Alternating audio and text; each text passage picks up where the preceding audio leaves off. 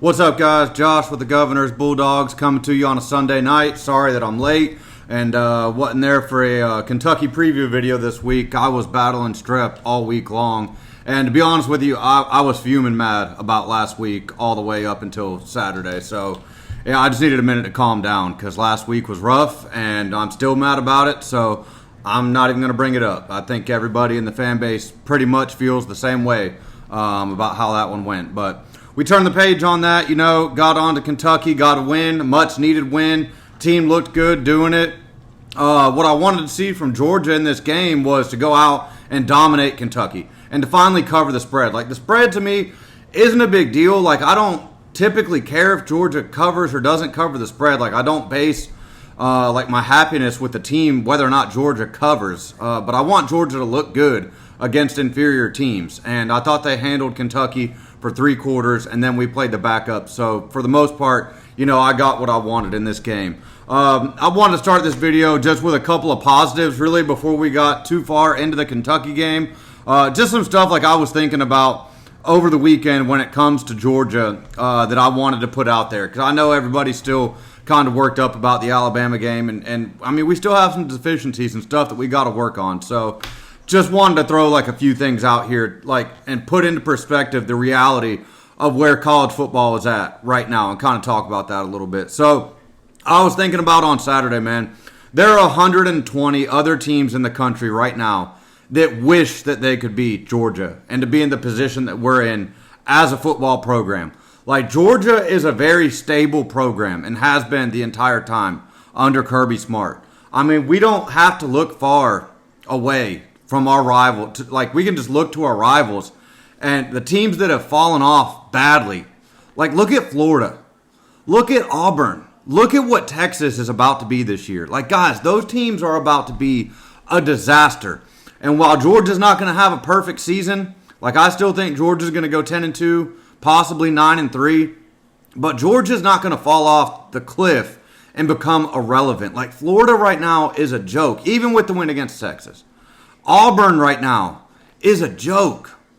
Georgia Tech has been so irrelevant for so long. They're fighting and clawing, trying to come back. Texas looks awful. Everybody that said preseason that Arch Manning was the second coming of Joe Burrow and the best quarterback in the SEC since Joe Burrow. Dude, everybody that works for ESPN that said that, you owe the college football fans an apology. That was a pathetic take. And you couldn't have been proven more wrong thus far into the season. The dude has beat nobody. And then, even though the thing to Alabama sucks, guys, I hate it more or just as much as any Georgia fan. I can't stand it. I was sick a couple of weeks ago. But the rest of our rivals, I mean, we've dominated. We've dominated Auburn. We've dominated Georgia Tech. We've dominated Florida. I mean, we haven't lost to Florida since 2020. We used to never be able to beat Florida. And I know they're down right now. And we got 9 in a row against Tennessee. And it's always been kind of weird to me. I guess it's because I'm a Georgia fan from the late 2000s up. But it's always been weird to me how people don't consider Tennessee one of Georgia's main rivals. I've always thrown them in there with those other teams. Auburn, Georgia Tech, Florida, and Tennessee. And I don't know. I've always considered Tennessee one of our biggest, if not the biggest, rival. At least that's what I think. I mean, if there's a team that I want to beat the most, it has rotated. But Tennessee has been up there more years than not, especially since Kirby's been here. And it was the 2016 game that did it for me. That game pissed me off when they won that last second game. I was there. It was a great game. And when they threw that Hail Mary, I was in the opposite end zone, so I could not see what was going on. I just saw the Tennessee fans in the 600s erupt. Tennessee's players start celebrating. And, of course, the UGA replay department, they never put anything on the video board, never showed a replay. So nobody on our end of the stadium even knew what happened. We had to ask people and go back on our phones and watch it. Because I'm like, there's no way he caught that. We had 7 guys down there. There's no way he caught it. And they just ended the game and it was over and everybody started clearing out of the stadium. We got no answers until we kind of got out of the stadium and people started looking it up on their phones. We've dominated our rivals, guys. We got to keep that in mind. Alabama's not a traditional rival of ours. Yeah, it sucks that we've lost to them as much as we have, but our traditional rivals, we've dominated. Tennessee, we've dominated. We already talked about, we haven't fallen off and become irrelevant. Like, we are still every bit in this playoff hunt, still every bit in the SEC championship running. We're 4-1 through our first 5. Like, I picked us to go 10-2 this season. I picked us to lose to Alabama. I also picked us to lose to Auburn. Now, Auburn hadn't looked great. We're going to get to that in a minute. But, I mean, I think there are a couple games that we've got to be looking out for. The hardest games left on our schedule is we got Auburn on the road this weekend. We got Ole Miss at home. Now, I don't really like us against Ole Miss, to be honest with you. I think Ole Miss is our hardest game left. But I like that we have them at home. And they're not going to catch us slipping this year. Like, we know what they did to us last year. We respect them. We're going to be ready for them. I would say that the players in Kirby would consider Ole Miss our hardest game remaining. So they're not going to catch us slipping this year, and we get them at home. And they have a hard time going on the road and playing. Like, they play a lot better at home than they do on the road, kind of similar to Tennessee. So I'm hoping that the crowd can play a big part in that game like they did 2 years ago when Ole Miss came here and we beat them down. Teams that we can't sleep on, though, cannot sleep on Mississippi State. Like, they've improved. Like, if you go over there and you don't play your best game, they can beat you this time. Like, they're not so sorry anymore to the point that they're a joke. Like, you go over there, you get caught slipping, you get a slow start, you turn the ball over. Like, things can get wrong in a hurry over there. Like, it's not a team that you want to take lightly this season. And then Florida. Like, the one thing I'll say about the Florida rivalry, like, guys, they're due for one. Like, all of our rivals are due for one. That's why I'm worried about Auburn. It worries me going on the road to Jordan-Hare. Like, we have been better than them so many times going over there. And just strange, weird, like, borderline voodoo, strange stuff happens over there. And Auburn gets lucky. And their fans are crazy. And they get into the game. And they impact the game. And they make a difference. And when we do go over there and we lose games, we make mistakes. Give up sacks. Give up turnovers. Muff punts. Throw interceptions. Like, weird stuff happens. The ball bounces weird, strange ways at Jordan-Hare Stadium. So I'm concerned. It's not like, listen, Georgia's a better team than Auburn. No doubt about that. There's no doubt in my mind. We are a much better team than Auburn.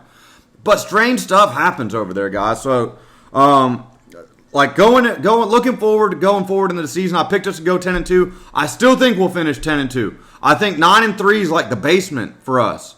Like, Georgia Tech's going to be a tough game. I think that game depends a lot on the health of Haynes King. Like, if Haynes King's playing well and he's healthy, it's going to be a challenge. If Haynes King doesn't play, I like Georgia a lot in that game.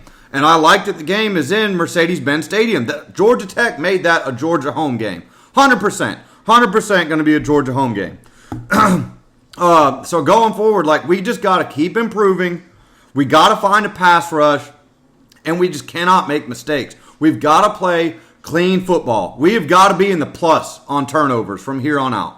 Like, we cannot be -2 in turnovers against anybody on our schedule the rest of the way. We just cannot do it. Can't turn the ball over. No penalties. Clean, disciplined football. That's why we lost the game against Alabama. They played a cleaner, more disciplined game than us.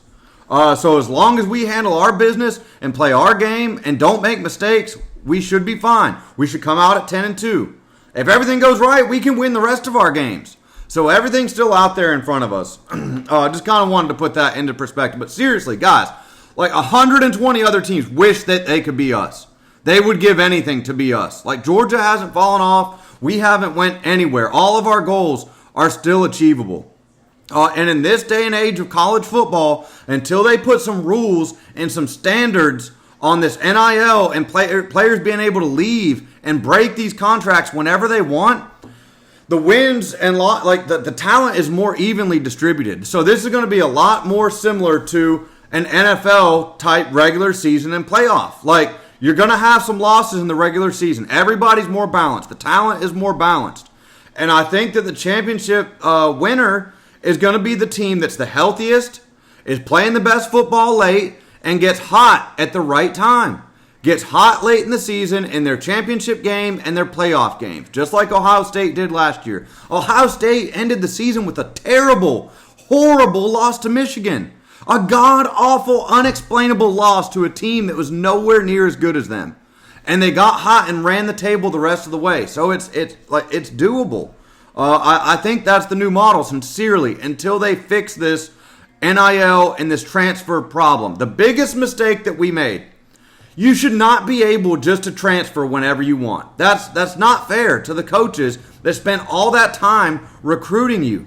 And what are you teaching these kids about commitments in life? Like, if you commit to a school, you should finish at that school for 4 years.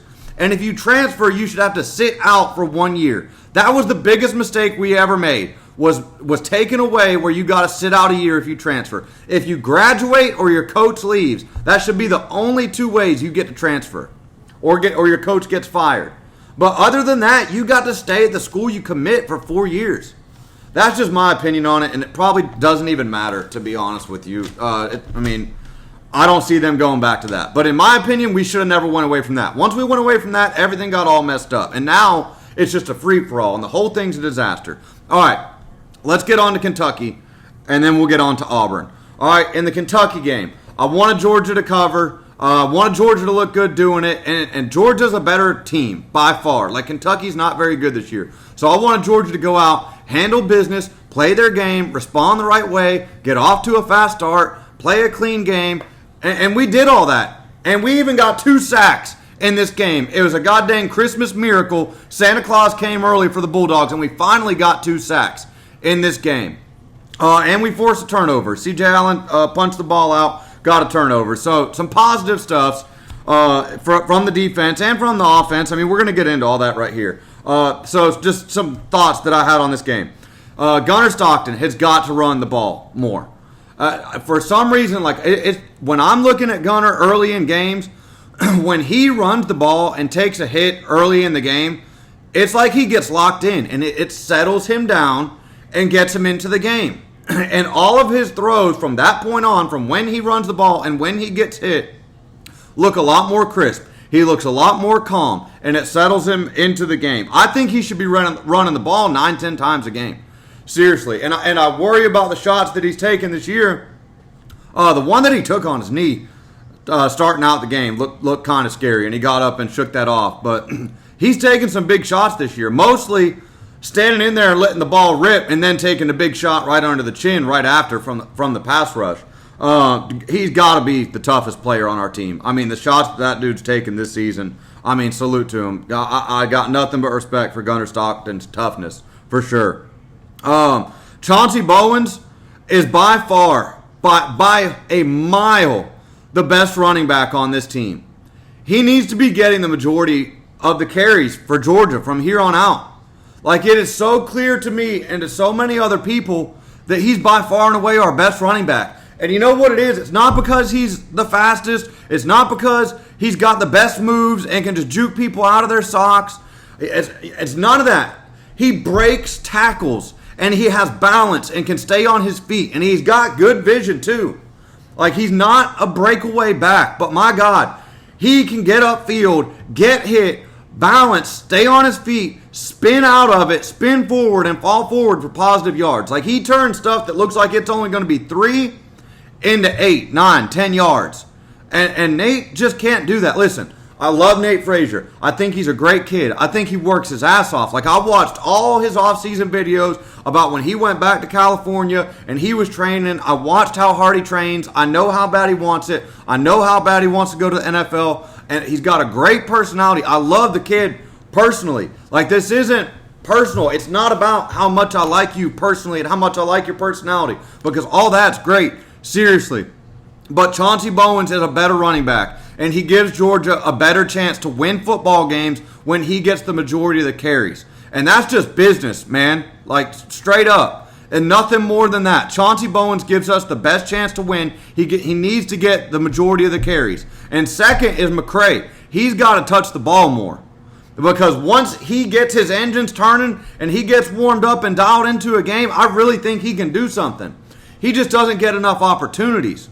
And until Nate 1,000% can hold on to the football and start breaking some tackles, and he looks like his vision has regressed from his freshman year to now. That's just my opinion. Like, in the Clemson game, He hit it and hit it hard, even if he bounced it all the way outside when they told him not to. He was hitting it as hard as he could and trying to make a big play.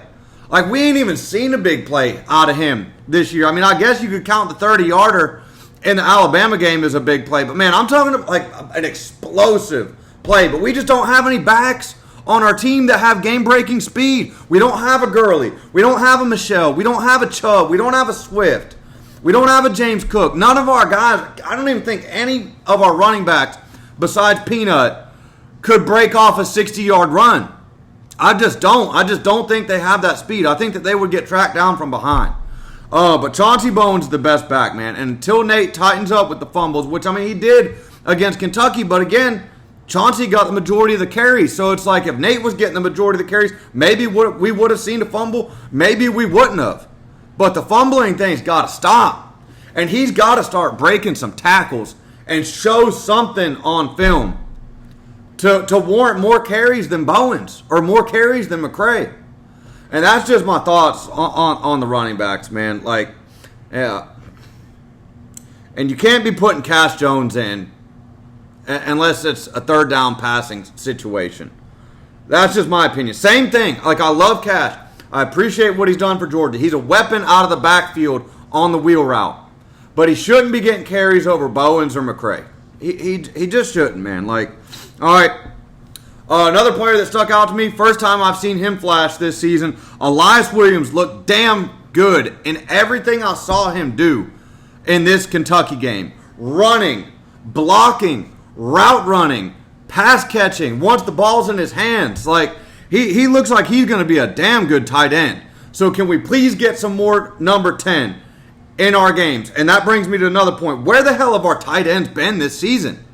Seriously, like, all last season, the same problem. And then, boom, we just turn it on and start throwing over the middle against Tennessee. Like, we've got weapons in the tight end room, and we're not using them. And everything in our passing game looks hard. Why are we not using the tight ends over the middle? We ain't done it all season. Nobody's even expecting it right now anymore. Start hitting number 10 and Oscar Delp over the middle. And Oscar Delp caught a daggum pass in the third quarter. I thought it was Brock Bowers for half a second. He showed some freaking speed, some breakaway speed. Brock Bowers would have scored on that play. But for a second, when he caught that ball, I was coming back from eating a snack. I came from the kitchen back into the living room. I see a tight end catch the ball over the middle, turn around, and he's sprinting away from guys. I was like, holy crap. That looks like Brock Bowers. I'm like, oh, no, that's Oscar Delp. But just for like half a second, I'm like, that kind of looks like Brock Bowers a bit there. We got to start using the tight ends more. Like, it's just frustrating. Like, they're just little tiny things that we can do to improve that would make us so much better. So much better. And listen, I got to give a hats off because I just complained a little bit there. I do got to give a hats off to the defense or to the coaching staff, man. Because listen, the two things that Georgia said as a coaching staff all offseason that they wanted to do was run the ball better and stop the run. And they've been doing that. We've been running the ball much better this season than we did last. A million times better. So we accomplished that goal. And we've been stopping the run. Nobody's run the ball on us. Bama didn't run the ball on us till the very last drive. But nobody's been able to run on our defense. So that's what we put our offseason into, and we accomplished that. So we got that coached up. So we've got capable coaches. This is doable. Like the little things, using the tight ends more. Can we please get a daggum pass rush? And then getting more creative in the passing game. And when we throw you the ball, freaking catch it. And we've got a quarterback that's starting to get a little bit more aggressive, thank God. And I'll just go ahead and get to that one now, too. Gunner threw his first interception in this game. Good. Finally. About time. Because at least now he's getting aggressive to the point where he's putting the ball in risky situations saying, I think I can fit it there. I'm throwing it and I'm making this play. Because right now we've got two quarterbacks that are total opposites when it comes to that. We've got Gunner Stockton that wants to make the safe play every single time and never turn the ball over. And he's going to do everything he can to protect, not turning the ball over, protect the team, not put the team in a bad spot, not give the other team good field position. He was going to make the safe Smart play, even if he's got to check it down. He's going to make the safe play every single time. And then we've got Ryan Puglisi. He don't give a damn where or who he's got to throw it to on the field. He thinks he can fit it in there. And you saw that in the fourth quarter. Overthrew the guy 30 yards or 30 feet in the air over him for a bad, horrible interception. And listen, like, guys, I even said when I was watching the game on, I don't forget whose live stream it was. I think it was Uncle Lou's. But watching the game when Puglisi came in and started throwing the ball, dude, it looks beautiful coming out of his hands. He throws a gorgeous football. Zip on it. I mean, that thing looks like a bullet. Pow! Coming out of his hand. I mean, it gets to where it's going quick. And it's a perfect spiral every single time. But it's like, you know, Kirby's conservative ass is going to go with the quarterback that's going to protect the football and help the run game, stay ahead of down and distance, and not put the defense in a bad spot, not turn the ball over. You know Kirby's going with that guy. Like, man, come on. We've been doing this 10 years now. You guys know that. That's why Fromm played over Fields. I mean, you guys know that, man. That's why we went with Grayson Lambert over Jacob Eason his first game. Everybody knows Jacob Eason's the better quarterback, but he wasn't going to start because Kirby didn't want to put him in that situation to turn the ball over. Man, we've done this time and time again. You guys know why Puglisi's not playing.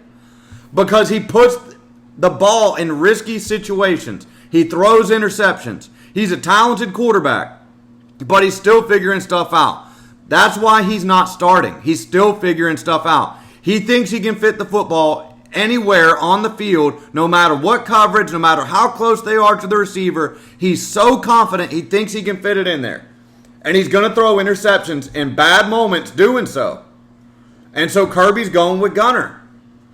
And to be honest, like, I can't blame Kirby for doing that, because our philosophy this season is going to be play good defense, get off the field on third down, which I know we haven't done at times, run the football, and play with the lead and grind these games out and wear teams down and play sound football.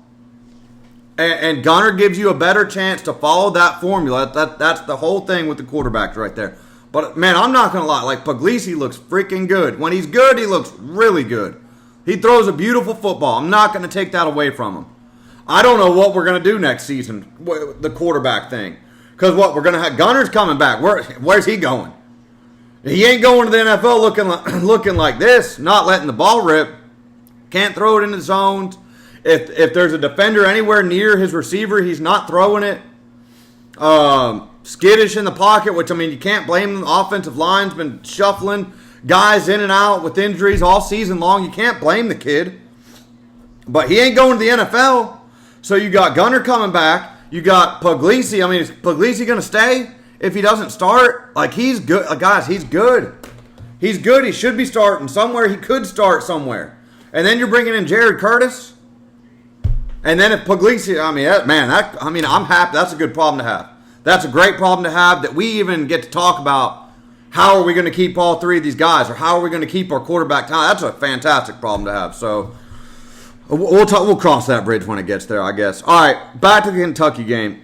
Monroe Freeling being hurt concerns me. Thank God for Bo Hughley. Like, guys, think of where we would be without Bo Hughley and Dontrell Glover this season. Like, those two guys have stepped in and played huge for us this season. Juan Gaston looks damn good at right tackle. Damn good at right tackle. And a lot of people thought that he would. I thought that he would. Man, he came out in that Bama game. That looks like where he should have been playing the whole time. Like, him and Glover are playing well together. I like Gaston over there. Did a lot of good things in the Kentucky game. When he gets downfield blocking, man, that dude's terrifying. Terrifying run blocker. And he did good in pass protection. That's where he needs to be. I will be thrilled if Juan Gaston is our tackle for this year and the next two. That'd be amazing. Amazing. That's exciting. Dontrell Glover's playing great football at guard, too. We get him for another 3 years. That's amazing. I mean, we got a bright future on the O-line. If we could play together as a unit and play healthy. That was my biggest concern coming into this season. And a lot of it's proven to be true. I said I want the same 5 guys to play the whole season together. or at least close to it. We can't have a repeat of last year, and we're having a repeat of last year. Now, we're handling it better than we did last year, but we have not played as a unit healthy for even one game, let alone two, let alone all five. That ain't happening. It is what it is now. And now Monroe's hurt. Jordan Hall got hurt. That concerns me too, because that's one of our leaders on the defensive line. Big time run stopper, upperclassman. And that's another thing about this Georgia team. Like, the contrast between us and Vanderbilt, like Vanderbilt's got 48 seniors on their team. I mean, how many seniors do we even have? I mean, the majority of our team is lower classmen, sophomores, and true freshmen. I mean, we've lost a lot of guys to the NFL. Couple more things. Dylan Bell had a fantastic game, 2 touchdowns, and the best catch of the season. By far the best catch of the season. Had a defender on him, taking one arm away, catches it with his left hand on our sideline. I was proud of Dylan Bell. He deserves this. Great teammate, great kid, hard worker, has had playing time taken away from him this season. Never complained, never bitched, just kept working, and he gets rewarded with a 2-touchdown game against Kentucky. Like, that kid's earned this, man. Like, I couldn't be more happy for him. Had a big-time, huge play against Bama. Huge momentum-giving play against Bama. Showing fire, passion, and energy. One of the few guys that did it, by the way, in the Bama game. Dylan Bell was ready to go and showing some excitement in that game. So, couldn't be happier for a kid like Dylan Bell. He deserves it, man. He deserves a great season. Why he disappears and is so hot-cold, I don't know. But I love him regardless. Great player, great teammate. Wish I could see him get in the end zone more. But the receiver room is a lot more crowded now than it was last year. The Noah Thomas thing, guys, I'm shocked. I truly am shocked that this guy is not more involved. And every time Kirby gets asked about it, he says, well, the play was there, and we schemed to play for him, and then the protection didn't hold up. Why are we having to scheme open a 6'5" guy that led Texas A&M in receiving last year? You shouldn't have to scheme open 6'5". Just throw it to him. It doesn't make any sense to me. The dude led Texas A&M in receiving yards last year, and we can't get him a 100-yard game, hell, a 50-yard game. We can't throw him the ball on a slant, on a corner route. Throw him the ball in the back of the end zone. Like, you don't need to scheme that. Just throw the ball up. He's 6'5". That's a mystery to me. And what are you paying him, $2 million to ride the bench? That's wild. That's wild. Man, I'm shocked on that one. That is a mystery to me right there.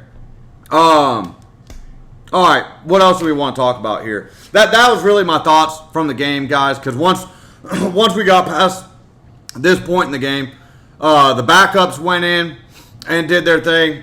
Didn't put any more points on the board. So the game was really over from that point on.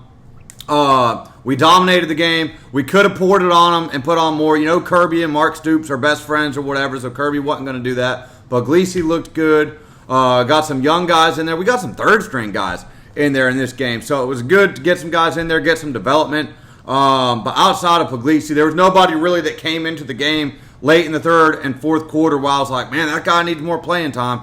Like, I think the guys that are playing are the guys that need to be starting and be second string and be in the rotation and all that. So proud with the way that Georgia responded after a tough loss. We got a fast start, finally. We ran the ball at will.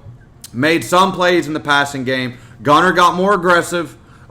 Did some things we hadn't seen him do before. Took some shots we ain't seen him take before. Threw an interception. Finally got that out of the way. Not in a horrible time or a bad spot either. I mean, the thing was damn near a punt.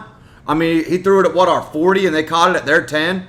Like, big deal, dude. You've got a 21-point lead. Like, get that out of the way. Throw the pick. Get over it. And move on. And keep throwing the ball downfield. Do not, be more like Puglisi. Still be you, but be more like him. Like, let it rip and be confident in yourself. Like, man, going all the way back to the Notre Dame game, even some points in the SEC championship game last year, Like when he spins it and throws it with confidence, he throws a pretty football. He can throw it hard. It's just he's got to be able to step into his throws and throw with confidence, and he can do it. It's going to be one of those things, man. He's just going to have to believe in himself more and more, and that's going to come with experience. And I think we're getting there. We're just getting there a little bit slower than I think everybody would like. But, I mean, these things take time. All right, Auburn, Georgia should win the game. And for as bad as our offensive line problems have been, Auburn's have been a whole hell of a lot worse. They gave up 10 sacks to Oklahoma. So for Georgia, a team with no pass rush, none. If Oklahoma can get 10 sacks, gosh darn it, I want 3 sacks in this Auburn game, for real. Like, come on, Chris Cole. Guys, we've got sacked quarterback in this game. Like Chris Cole, Gabe Harris, Mendoza, Quintavious Johnson. Like, these guys have got to step up and get Auburn's quarterback on the ground in this game. Their offensive line is vulnerable. Let's expose it and force some freaking turnovers. Can I get a strip sack fumble in this game? Georgia's the better football team. We already talked about that. Auburn's got a good defense, but the way that Georgia's been running the ball, I expect us to continue to be able to do that. Like, we're going on the road. All we got is us. O-line's got to push their D-line back, give Chauncey Bowen some room to work. And let's get the run game going. Gunners played good on the road in the one start that we saw. I expect to see more of the same of that again. Like, guys, if we go into this game locked in and focused and play clean football, no false starts, no penalties, and don't turn the ball over, we're going to be fine. It's if we make mistakes that I'm worried. And on the other end, you swap things around. Now we're talking about our defense going against their offense. Like, their O-line is a freaking disaster. Like, yeah, they've got good wide receivers, but they can't protect the quarterback. And he's not confident throwing the ball right now either. And I don't think they're going to be able to run the ball on us. So stop the run, get them into 3rd and long, and get the quarterback's ass on the ground. Play good special teams. I picked Auburn to win this game in my preseason prediction video. You know, I dang near wanted to change my pick going into the Alabama game. Like, I started feeling better about it the closer it got to the game. And I said, I feel good about this, but I'm not changing my pick. Until Georgia beats Bama, I cannot and will not pick them to win the Alabama game. So I didn't change it. This Auburn game, dude, like, even with Auburn's week to prepare, like, as bad as they've looked, like, I think Georgia's got the better team. I'm going to pick Georgia to win this game. I'm going to pick Georgia to win this game. I don't know by how much yet or anything like that. But, like, now Georgia's got a loss to Bama. They're freaking desperate. Like, Kirby's got their attention. Go out there and play clean football. Play your game. Win your freaking box. Push Auburn around and just go dominate this game, man. Like, you have by a significant margin, you got the better team. Go out there and prove it. Go out there and prove it. We cannot afford another loss at this point in the season. We can't have it. So, we'll see how I feel as we get closer to the game. But I'm feeling good about it as of right now. I can tell y'all I'm in a way better mood on this Sunday than I was last Sunday. Yesterday, Georgia responded the right way. We got to keep this thing rolling. We can't get caught slipping. And we've got to play our best. Like, we just got to get, like Kirby said, the one thing that I will agree with him on here that he said recently, like, we've got a good football team. We've just got to keep getting better. Because all the other teams, all the other teams that are in this playoff hunt, they're not going to continue improving. Georgia's got the coaching staff to get these guys coached up and get them to where they need to be. We've seen that time and time again since Kirby Smart's been our coach. Like, we get better as the season goes on. Let's continue to do that, guys. Let's continue to get better and just improve. Get hot at the end of the season and see what happens. If we do that, we're going to be fine. If we don't do that, then we're not. Exactly what Kirby said. All right, guys, I appreciate y'all watching. We'll be back to talk about Auburn plenty this week. Hope you guys have a good week. Go Dogs.